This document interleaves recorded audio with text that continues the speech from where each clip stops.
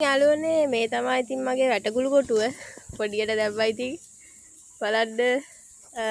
කරල් නම් අල්ලලා තියෙනවා මේවට යාළුවනේ මේ මැස්සෝ විදිනවා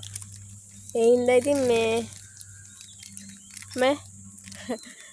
නැත්නම් ඉතින් මෙහෙම තියාගන්න බෑ යාළුවනේ මේ මැස්සෝ විදින හින්දා මේ කවර වලින් කවර් කරලා තමයි තියෙන්නේ ඉතින් ඔයාලටත් පුළුවන් ඉතින් ගෙදර ඉද්දි මෙහෙම පොඩියට ගෙදරට කන්න පුළුවන් විදියට හදාගන්න ඉතින් එයා පුංචි ඉතින් තවත් වගා තියෙනවා අපි ඉතින් තවත් වීඩියෝ එකකින් හම්බෙමු ඉතින් ඔයාලටත් පුළුවන් මෙහෙම ඉතින් පොඩියට වත්තේ